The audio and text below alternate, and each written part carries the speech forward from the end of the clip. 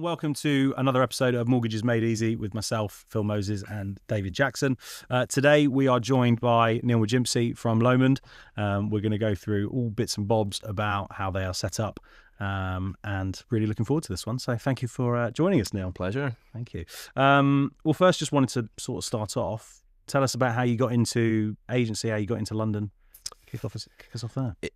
Interesting story that I think is matched by lots of people from my generation. They came to London for the bright lights, and I ended up at Foxtons, which at the time was just, the energy in the place was phenomenal. If you remember back then, so it was sort of end of 2006, start of 2007, property was the industry. I mean, it was every time you switched on the TV, there was a property programme. Yep. Landlords were making a fortune, and it was like the streets were paved with gold. And it was actually in a couple of different graduate schemes at the time, and as soon as I got to Foxtons, I was like, no, this is it. And if I'm honest, I thought I'll give it a year. I'll get to know the city, I'll get to meet some people. Car, mobile, sexy industry, and yeah, like in the blink of an eye, 16 years. Wow. Went past, but not easy. I mean, we'll work through that, like 2008, 2009, 10, tough years. But the other graduate schemes I was in was like RBS. I'd have been canned by then if you know, in an investment banking seat through those years. So actually, probably as much as anything, it was like that choice that kept me in London. And yeah, here we are all those years later. What have you found that sort of changed the most since you first came in the industry? Yeah. I think it's been a big shift. Is when I came in, I was in residential development, and at that point we were selling an awful lot to overseas investors, and that wasn't possibly the most popular market at the time, because I think most people would have agreed those are the types of properties that would have been bought by first time buyers. And then you've got an overseas investor, someone on the other side of the world, buys it, lets it out, someone's paying rent. That shift probably 2014, 15, 16, I think was probably the inflection point where, you know, those buyers probably started to experience for the first time that they weren't getting 10% growth year on year. Rental yields in London were 3.5%, 4%, maybe 5%. But at that point in time, they could have got that in lots of different investments. It was the capital growth that was a real driver. And when they pulled out, that was a big switch, and house builders had to work out how do we operate in this new world. Now we've got to target people that are buying for themselves to live in, first time buyers who, you know, probably more apprehensive buying off plan than someone who's, you know, put 200, 300 grand to work essentially. So they had to market in a different way. So that was a big change. Help to Buy came along in the middle of that, and I think that was probably, in that period of time I was working in the industry, that was a big shift. I think that the other dynamic that I'm experiencing now at Lomond is that exposure across the rest of the UK and seeing the dynamic in different markets, because you can get into this little London-centric bubble and convince yourself that 10 years ago the market stopped, and certainly the data will show you transaction levels are down, and they've been, you know, dropping pretty consistently. We might get an uptick this year if we're lucky, but across the rest of the UK that hasn't been their experience. The sales markets have been more robust, and I think that's driven by more owner occupiers, whereas in London, certainly in central London, a lot of second homes, a lot of investment properties, much more discretionary than someone that genuinely needs extra third bedroom, wants a bigger garden, moving for schools. So those markets have continued to boom. But I think in London, that's probably the biggest shift I've seen, certainly at the time I've been working here. So you mentioned that you first started off working in sort of new builds and new homes and stuff at Foxtons, and now you're sort of dealing geographically across the whole of the UK. Pocket-wise, are there certain areas of the UK that you mentioned that are performing better than others? Definitely. I mean, it's a big split that we're seeing at the moment. I think north south is an easy line to draw, but that would be our experience. Those markets that have been stickier this year, London, southeast, versus, you know, we've two very good businesses in Scotland that perform very well. Yorkshire, the northwest, also perform very well. So I think that divide is clear, and we'll probably see it towards the end of the year when we get transaction data through that split is real. But I think there's, for good agents that have been around and seen these sorts of sort of micro shifts in the market, if you like, micro markets, they know how to navigate them. They know where, if there are only in London, say there are only 75, 80,000 transactions this year, not the 100, 120 that we would have been used to. You need to go and make sure you get more than your fair share of those. So if you've been used to operating at 3-4% market share of a smaller market, you need to find a way quickly to drive that up to 5, 6, 7%. And I think what we're seeing, there's such a lack of differentiation in what people do. Effectively, you're all doing more or less the same thing. You're seeing a lot of competition on fees, and from places that you probably wouldn't have expected it. Right.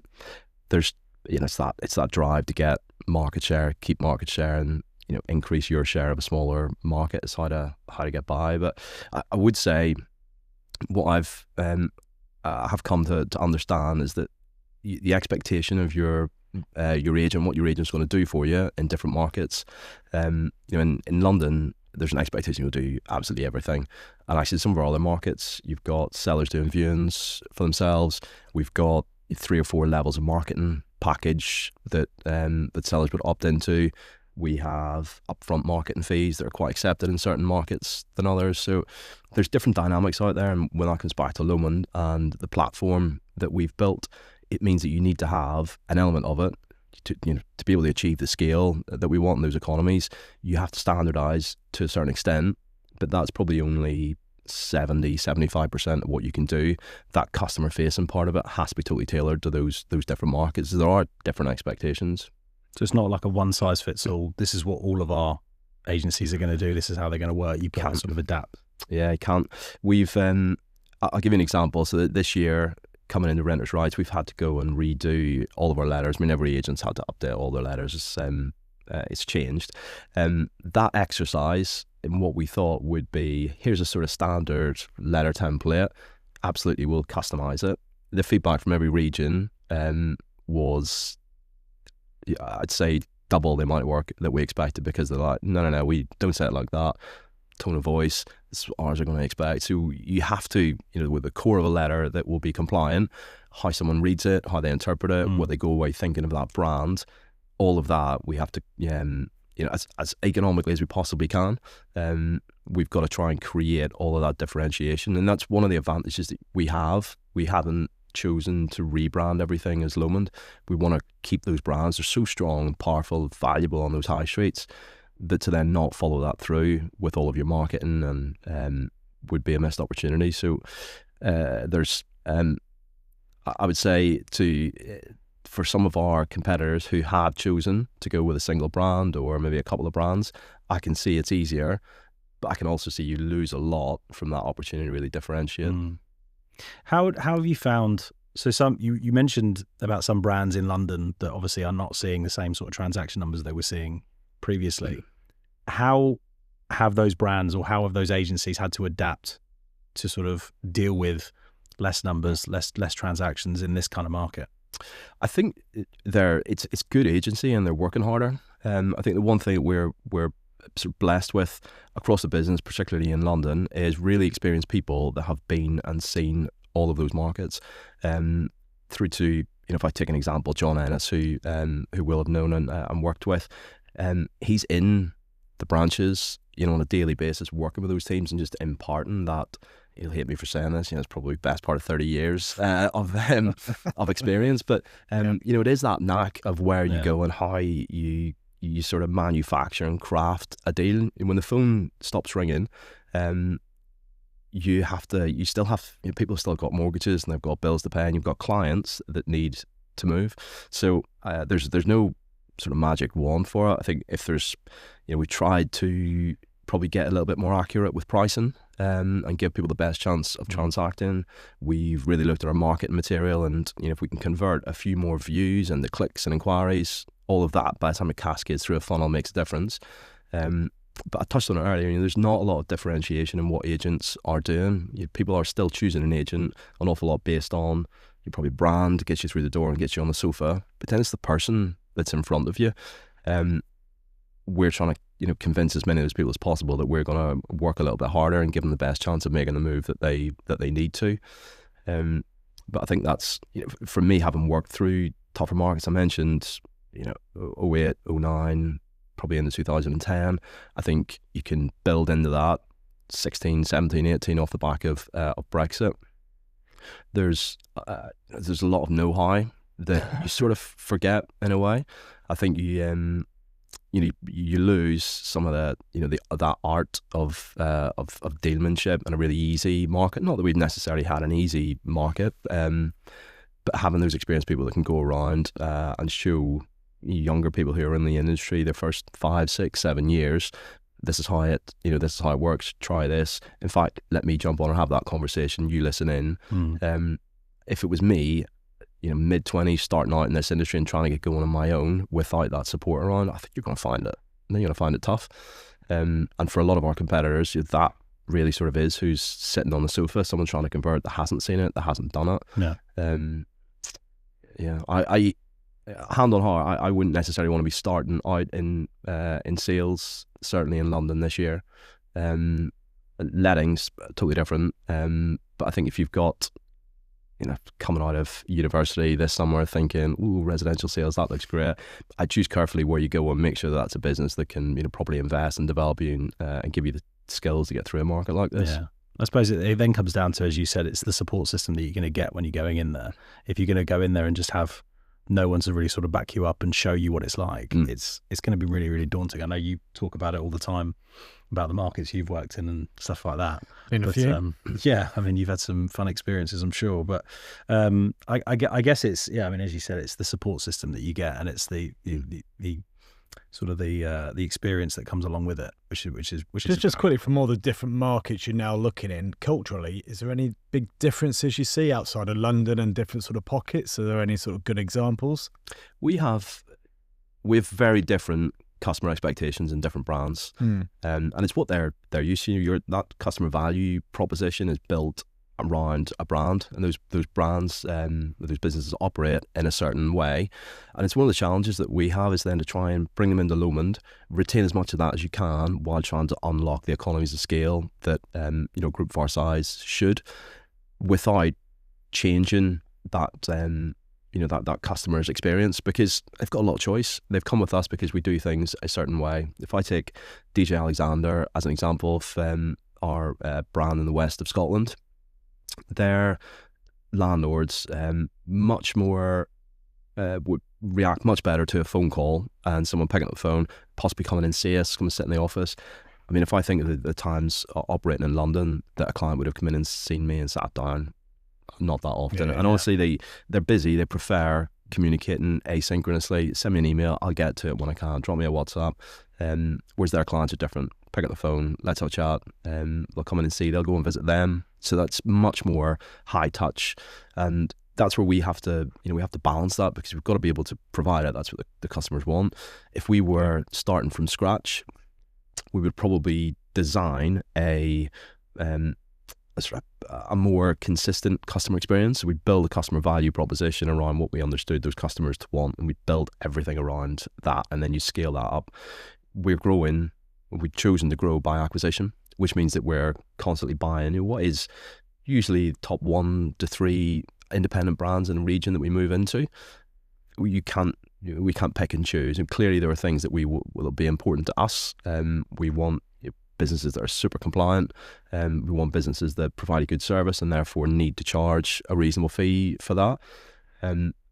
But there's definitely that sort of, you imagine it's the the hand in the glove, that glove over the top can be whatever colour and texture that you want it to be. That's the bit that touches the customer, that can be differentiated. The body, that's us, that's the platform, and we can't really change too much of that. Fortunately, it works in the main. We've been incredibly successful. The growth story, which everyone knows and reads about, is not, there's no magic involved in it. It's a lot of hard work, and it's buying good businesses, integrating them as seamlessly as we can, which isn't always that easy depending on what they're coming from and what the customers expect and how we manage that transition with them. But as I say, it's not our first time at the rodeo. Yeah. We've been doing it for a while. How do you think sort of buyers and sellers are adjusting to the market at the moment, sort of going back to sort of real basics? How do you think they're adjusting to rates, prices and all that kind of stuff at the moment? I think it's much more considered. I think people are doing a bit more homework than possibly would have done on what they can afford. And previously, people would have gone out and spent hours of their lives and frankly lots of agents' time looking for things before the agent might have said, like, just out of interest, are you sure you can afford this? I think quite a key question. Yeah, but I think that's one thing now people are looking into. They're more conscious about it, and I think that's prudent given the rate environment that we're in. I would argue it was also pretty prudent when we had rates at 0.5 and 0.75%, thinking they could only go one way. Whereas now, we're in a place whereby if you can afford it, and it's stress tested to an extent, you should be reasonably comfortable. I think what people are doing a lot more research on is the property going to hold its value? And I think certainly in London, that's been concerns from investors for a while. That there's, have we seen the best of the capital growth? Is London's story, is it done? That's one side of the story here. I think if you look at somewhere like we operate in Manchester, Birmingham, Leeds, where off the shelf you can buy 6.5%, 7%, 8% rental yields, and there's still genuinely 8 to 10% capital appreciation in some of those markets. Those are the ones where I think you've still got people that are committed, that are growing portfolios and that are going. I touched earlier on some of our markets that are more residential and end user. They're performing more strongly than we expected them to be. So if you look at Yorkshire as a good example, Scotland have touched on, they are very, very strong, and that's people that are committed to making life decisions. If I look back at some of the conversations I had coming out of the back of COVID and those lockdowns, where do we expect people to value their time more than money? And if I give you a practical example of that, we've had people that have been waiting to move house for years. They decided in 2020 that we need to move, and they're still there. Yeah. And life is short, and if people don't just get on and make those moves, whether they do it. So I think we've talked about pent up demand in inverted commas, that it's all been held back and we're going to get this flood. We won't. We'll get an uptick at some point.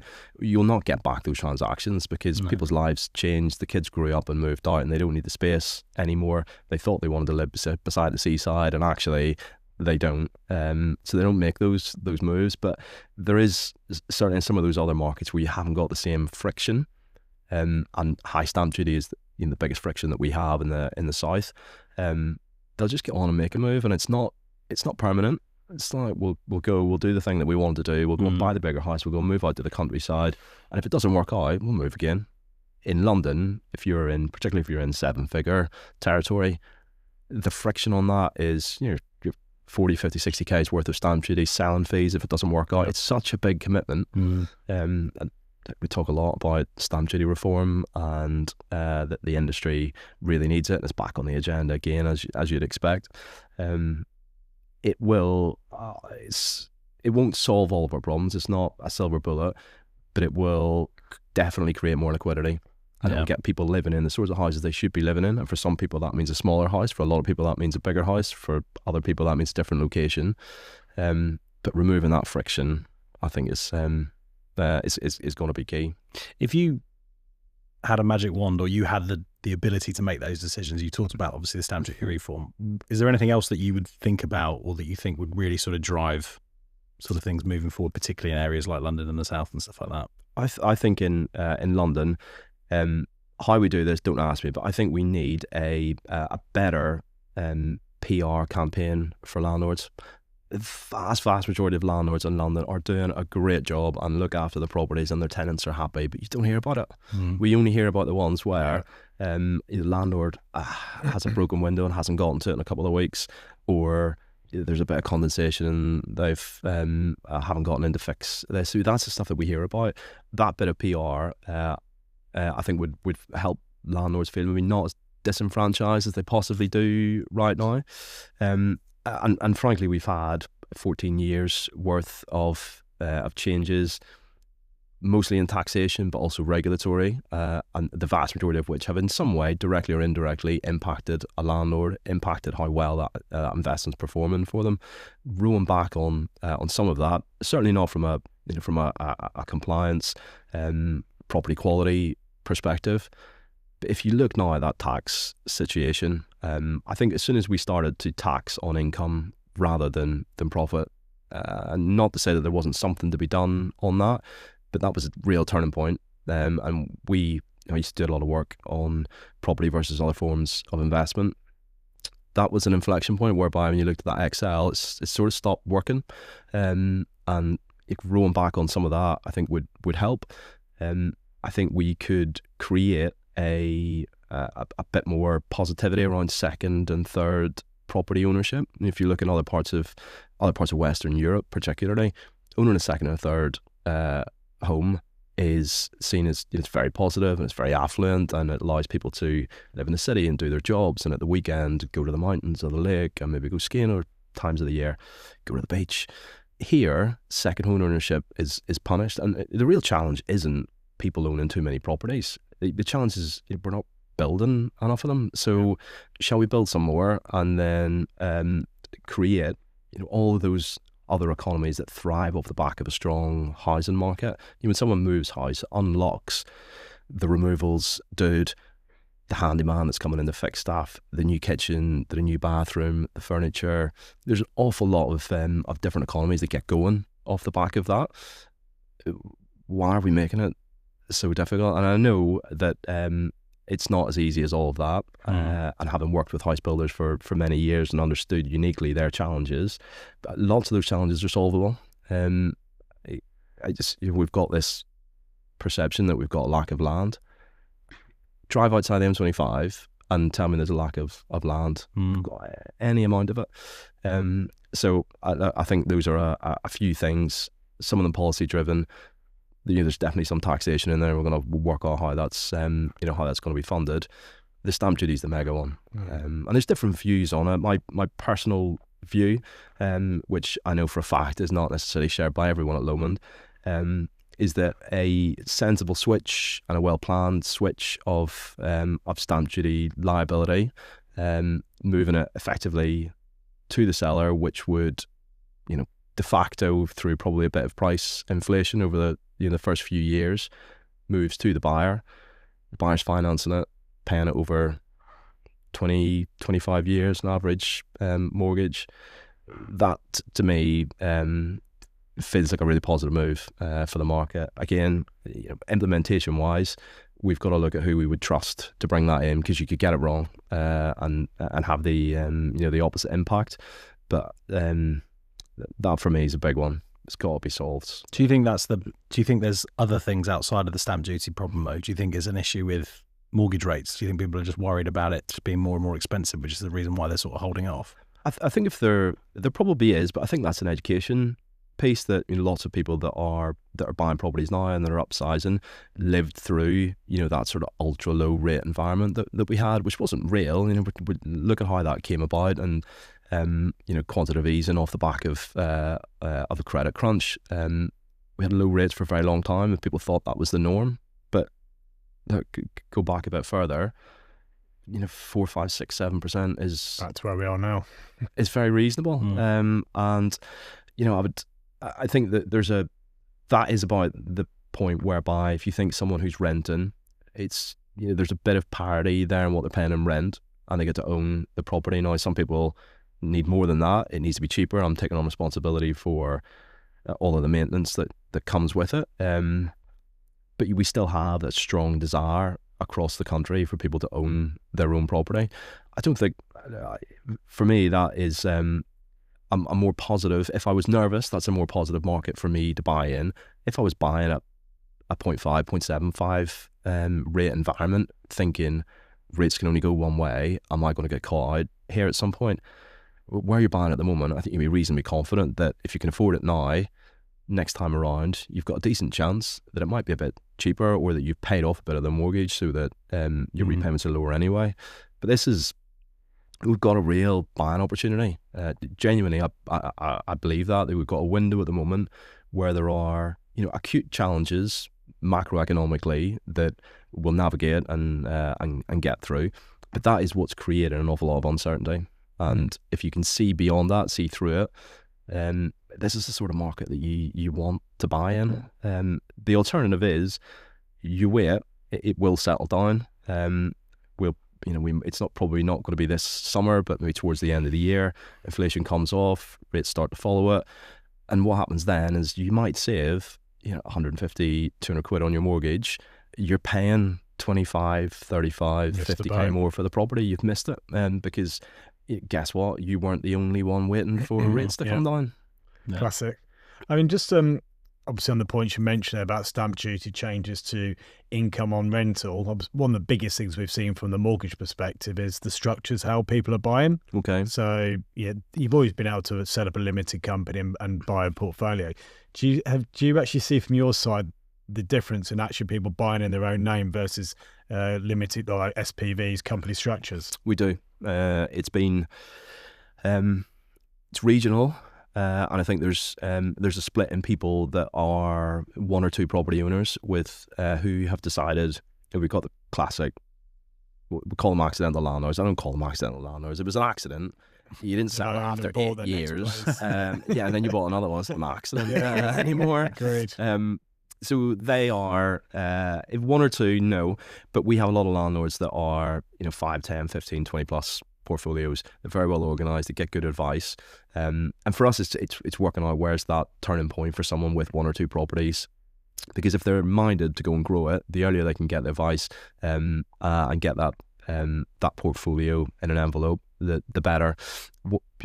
One of the things that agents we probably have to do a little bit better is just get that property to perform better for our landlords. There's so much friction for a landlord at the minute. Everything's getting more expensive. Yep. Costs are getting more expensive for agents, and we're trying to pass those fees on sometimes to landlords. Rent's probably under a bit more pressure, certainly in the south, than we've experienced in the last few years. And I think with renters' rights and the changes to rent reviews, we can probably expect that to continue. So from an agent's perspective, you need to find other ways that can make that asset perform for the landlord, and it comes into tax advice and making sure that they're set up appropriately for their circumstances.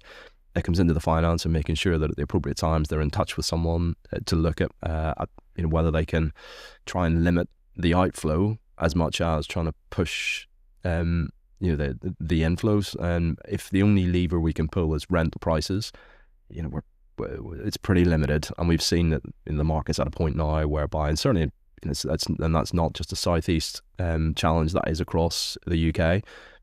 Those 15%, 16% rent increases are done. So finding all those levers to pull, that means that property is performing as well as it possibly can for the landlord. That's where agents are adding value. So I wouldn't say it's a London challenge. I think because of the property values in London, that it's probably more prevalent there. But certainly, we've got very savvy, educated landlords across all of the country that are pretty well organised, and that's a good sign that the intention is there to commit long term to the sector. And so it also sounds like the professionalism of the landlords getting higher when they've got to be structured, get all a proper advice, have it all set up. So actually, it should actually be good news for the rental market in a lot of ways. I agree, and I think there's been an awful lot of negativity around the Renters' Rights Act in particular, and I'm not unsympathetic at all. I think some people have been really quite badly impacted.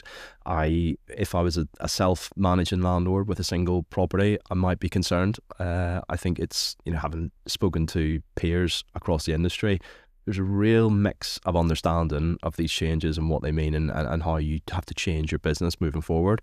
If agents who are in this every day have a bit of an understanding gap in that, there's absolutely no way a landlord self-managing, picking up snippets in the news and trying to dissect a piece of legislation they cannot be on top of it. So I think there's an opportunity there. One of the things that we've been seen it as an opportunity is for landlords that are committed, that are going to go and grow portfolios. Do we, can we facilitate more transactions in those? If you've got some landlords who have put the property on the market because it wasn't quite performing for them, or they want to do something else with it, they've had a good ride, it's doubled in value, and now they want to go and buy a chalet in the Alps, great. Can we put another landlord into that property? It's performed really well as a rental asset for someone for 5 or 6 years. The good thing about those properties is we've been maintaining them, we've been managing them, so we know that they're up to standard. We know what the rental markets in those areas are like, so it's, we can give good advice on those. But look, it was designed to create a bit more professionalism and raise the bar in the rented sector. It will do that, undoubtedly. But for landlords and for agents alike, increased compliance, increased costs. Probably 3 years down the line, does anyone think it's a bad thing? No. Do some people think it's a bad thing now? Absolutely. No one likes change. No one likes change that costs them more money. Yeah. If I was on a high street with a team of 3 or 4 people around me, and I'm looking now at how all the costs have increased, every one of the negotiators that I have in, and that's everything from a minimum wage increase, national insurance, the compliance checks and continuous monitoring costs more money. Everything costs more. How much of that can I pass the landlord? The answer is not much, because they're under cost pressure from everywhere else. The advantage we have in building a platform is how efficiently can we service those landlords, how efficiently we can manage that property, and we're fortunate with the scale that we have that we can provide a really good experience at a reasonable cost. But I couldn't do that if that was me on my own on the high street. The terms that I'm able to negotiate with some of our partners are totally different. And we see that with the business that we're acquiring. They're under an awful lot of cost pressure. They're doing a great job. But again, if I built the business over the last 15, 16 years, I'm now seeing costs increase, margin decrease, some landlords selling. How confident am I that it's going to turn around and I'm going to start to grow my book again? We get approached an awful lot with people that are ready to exit, agents that are ready to exit the market, and that means we can be quite selective about who we want to merge and acquire. But you see the same stories time after time of why people are thinking about getting out, and renters' rights. Whatever way we slice and dice it, and I genuinely think it will be better for the industry in the medium term. In the short term, awful lot to adapt to, an awful lot of extra cost. You talked about obviously landlords' expectations, and their sort of their expectations have changed a lot over the last few years. Have you seen the same from tenants? Have their expectations changed in terms of how they approach when they go to rent properties and stuff like that? I think there's a greater awareness of what they should expect, and I think if I look at tenants, what I see is a person, and people generally over the course of the last 15, 20 years have come to expect an awful lot from anything that they spend money on. If you look at the expectation of customer service, it's very high, and most businesses are investing to make sure that customer experience is really good. And actually, if we were to be really honest about a tenant's experience, is it the same? Are they being killed with kindness whenever they pick up the phone to report an issue? Probably not. I think we worked really hard on that, because happy tenants generally equals happy landlords. Rent comes in, landlord gets paid, everyone's happy. But I think across the sector, renters' rights was born out of necessity to an extent. There was enough tenants having a really poor experience that we've had to make this intervention on this scale to address it. But it's not property unique, is it? Moving on to sort of back onto agencies, have you seen the role of an estate agent now is more advisory than it is sales? I've seen both sides of this, and if I was to go back to 2006, 2007, and in Foxtons and the markets we were operating in there, that was high volume, fast paced. At times, and particularly in residential development and some of those new builds, it was almost processing sales. It was as quickly as you could get them through. So that was very volume driven, and that was sales targets, and particularly working with national house builders, PLCs. They have targets to hit, and the market at that time was accommodating.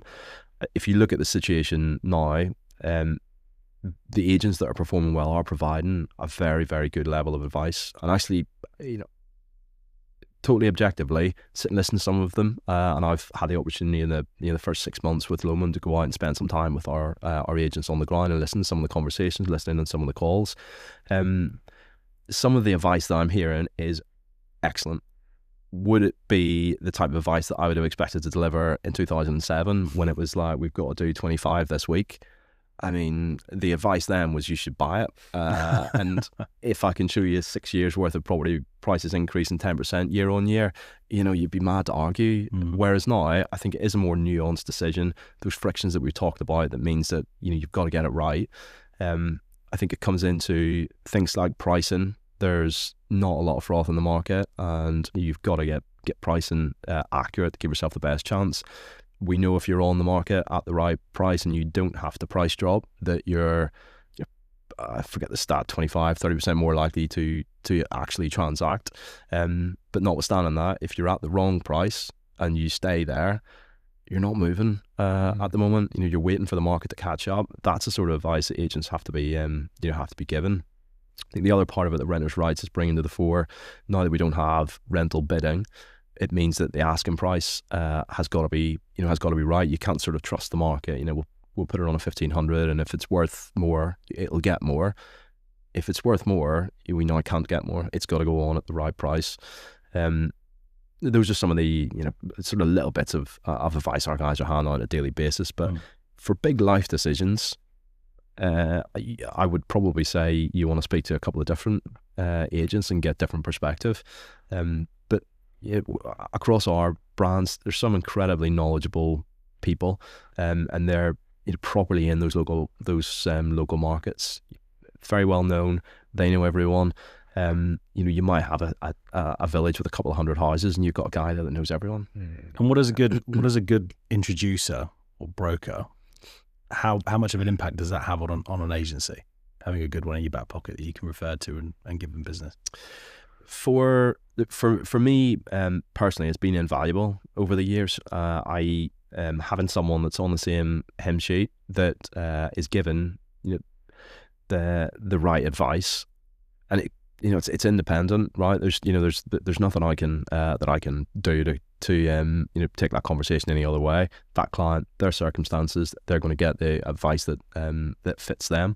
But I've always seen it as a partnership. I think you have to have both people understanding clearly what that person is trying to achieve. I think where I've struggled with it in the past is where I've had a broker who doesn't necessarily invest the time to understand the client, and therefore they're providing what in their mind is good advice, but it's generic, and it might be good advice for 8 out of 10 people. I've got one of the two here who's in a different circumstance, and you fail to understand that. I think finding someone that you're comfortable with and you can work with, and that will invest the time also in your people.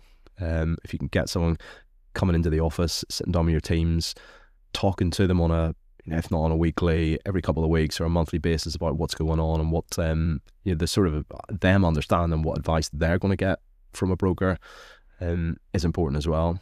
That we've seen a sort of shakeout of agents over the last few years, because I mentioned those transaction numbers have been lower. I mean, we've seen a shakeout in brokers as well, right?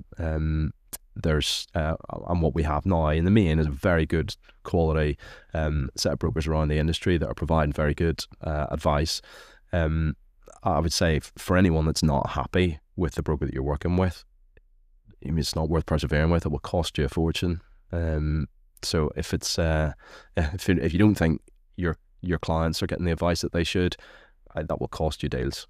But also then it can impact, as an agent, it can impact you in terms of you keeping future deals, because if obviously that partner that you're working with isn't aligning to the same standards and the same quality that you are, you're potentially missing out on a deal in the future, a sale or whatever it might be. So it impacts the agent just as much. So it represents you, doesn't it? 100%. If I'm prepared to make a recommendation to someone, I'll give you an example. I hate recommending restaurants to anyone. Who says, we're going to, we're staying in Farrington. Have you got anywhere to recommend? Absolutely not. I might get and recommend it anywhere because it's too variable. But recommending a partner for anything, I think that's you. That's your reputation. And at that moment in time, as soon as you put those people in touch, they're talking to you. That's their experience now. It's fully reflective of you. So, and it's, we're obviously talking about brokers. It's one of the biggest things you've got to get. You've got to get right. It's a long-term relationship. It's not just you're buying a property today. That's the person that hopefully you can expect a call from in 18 months or 2 years. That fixed deal is up, giving you the right advice again. It's when you might have an opportunity to release a bit of equity and do something interesting with the property. That's what you're recommending. You're recommending someone, as a friend for life, if you like. And I've been fortunate over the years that I've worked with a couple of really good brokers that have given me advice that set me up to make moves along the ladder that I otherwise wouldn't have been able to do. I'm fortunate in the property that we are and the circumstances we're in. That would not have happened had I not had a couple of the sort of sliding door moments, conversations with people that was just good advice, but possibly contrary to what the public opinion was at the time. I mean, you probably had it more so than anyone, being in the industry for however long you've been in. 64 years. 2 years, 25. Completely. I think you're completely right. It sort of mirrors what you said earlier about tenants, the expectation. It's the service side. Mortgage broker isn't just about getting someone a rate. It's actually understanding, and it's great to hear that somebody's thought 2 or 3 steps in front. Hopefully, we're trained by me back in the day. But that is key. It's understanding what you can actually do, what advice to give, and also what I say today is going to be different in 2 or 3 years' time because the goalposts will change. But having that sort of connection, understanding, and actually just being there for the person is key. I always say, if you want a rate, you can find a rate. It's about offering service and actually being the best you can be and advising the client going forward. It's very key. Well, one thing I'm interested in to get your perspective on, from a consumer perspective, you think about virtually everything else that they do, that they buy. The digital experience is excellent. You've got great websites, great apps, portals, on-demand information, and in residential particularly, that we're not there. That online, that digital experience is pretty weak, and I don't think we can solve it all. And clearly, some of the prop techs that have popped up are doing a really good job of tackling sort of micro parts of the journey and saying we can make this super slick. You're like, what happens at the end? Well, then at the end, someone picks up the phone, calls them, and sends them a link to another platform. They're like, okay, just log in there, do your AML check on this, then come back, go to our website, go on there, sign terms of business.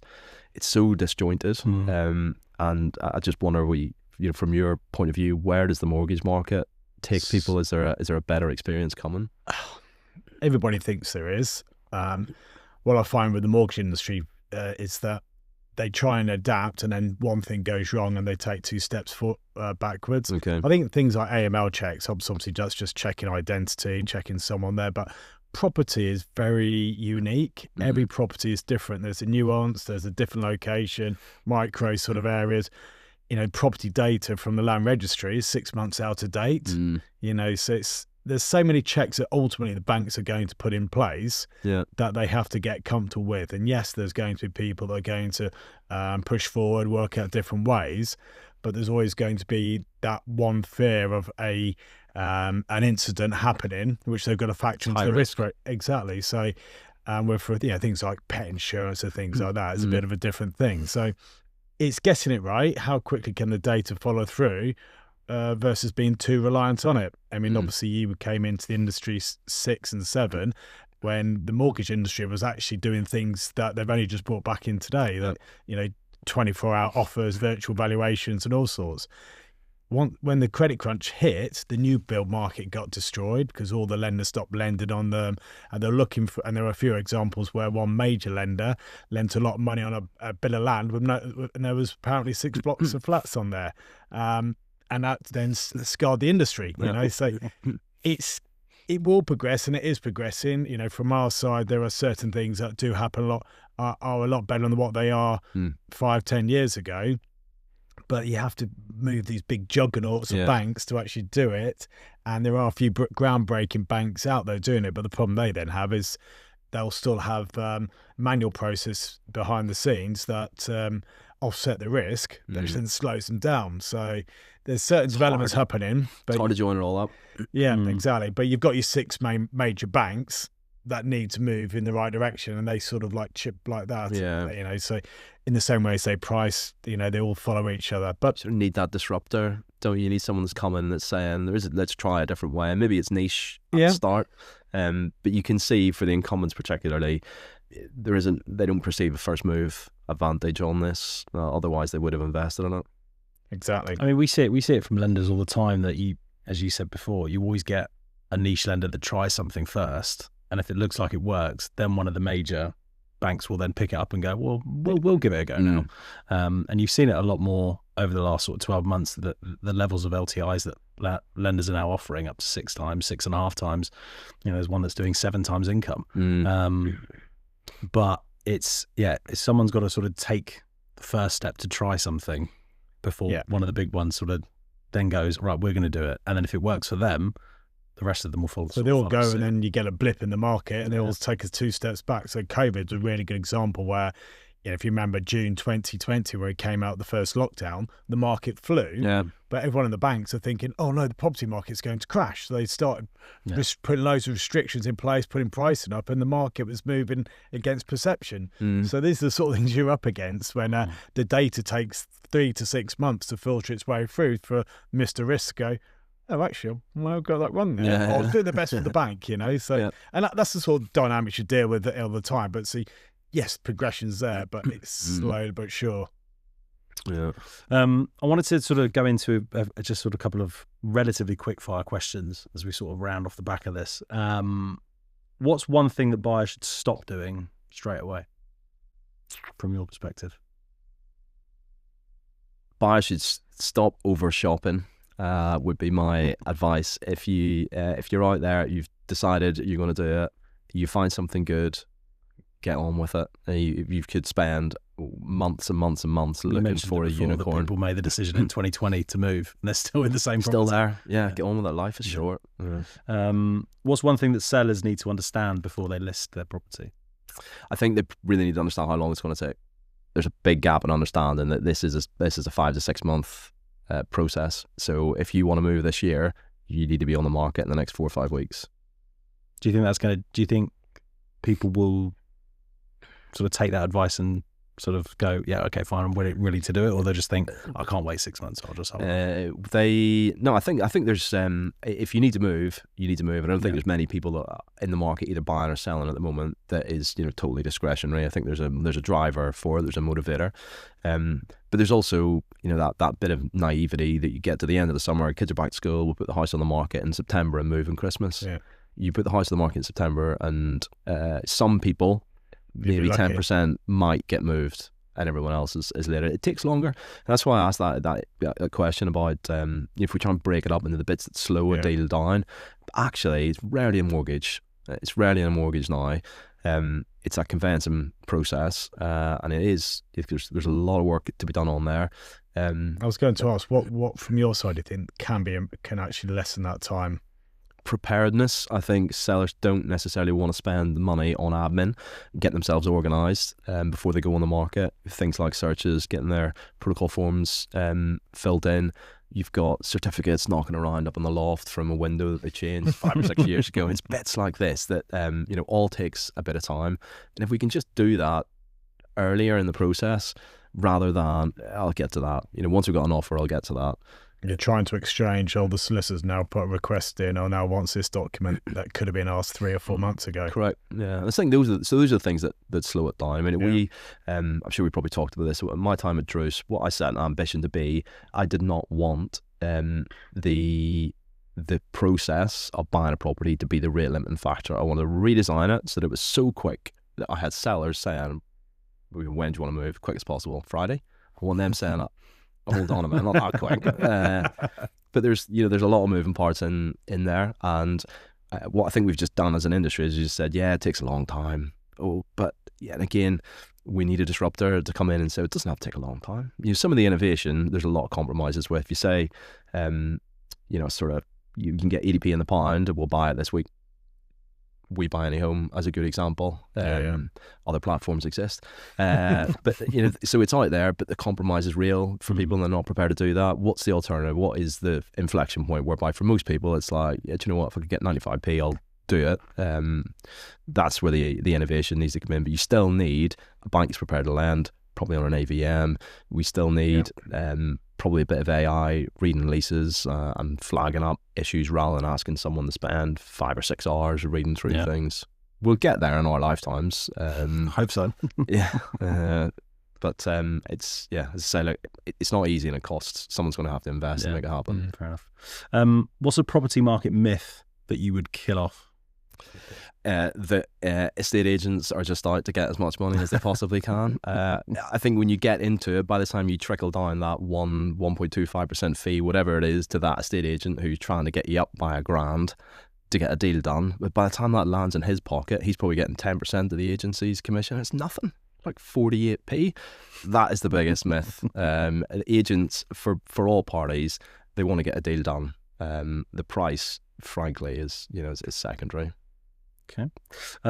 What's one opportunity in the market you think people are missing out on? Oh, what are we missing? I would say the biggest opportunity we're probably missing at the moment are some of the fringe rental markets where they haven't got a Hollywood name. So if I look at, touch on London, Manchester, Birmingham, these cities have been big for a while, but actually there's really good micro markets out there which you need a bit more confidence to go into. But great rental demand, still seeing capital appreciation. There's some out there. If you look at one of the examples we're talking about at the moment, like Stockport as an example, you can buy off the shelf at 8.5%, 9%, 10% yields and establish a double-digit capital appreciation. Now, there's not an awful lot of international attention on that because probably no one has heard of it.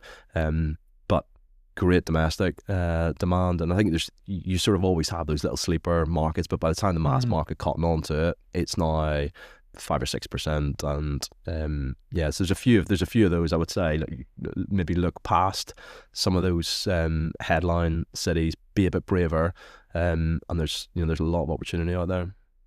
Where do you see the market going over the next 12 months? I think there's going to be a bit of a split. I think in the north we continue to get growth. I think in London and the southeast, I think we're going to feel a bit of pressure.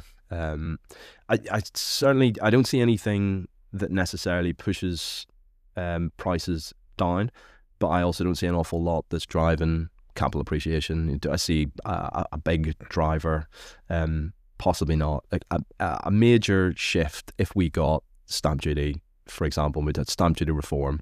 Could I see that artificially for a couple of years driving house price inflation? Yeah, and improving liquidity, as we touched on earlier. But otherwise, can I see anything that's really pushing it? Not really. Our advice to the agents we're working with is go out and identify those people that need to move. They're the ones that you want to service and support. They're going to be the the people that really drive the market. It's the classic births, deaths, divorce, marriages, life events that, frankly, you're going to move. Yeah. Perfect. Anything you want to ask, David? No, I think it's been very good, Neil. It's been very insightful today. So really big thank you from us. We appreciate that. Yeah. Thank you for coming on. Yeah, it's been good.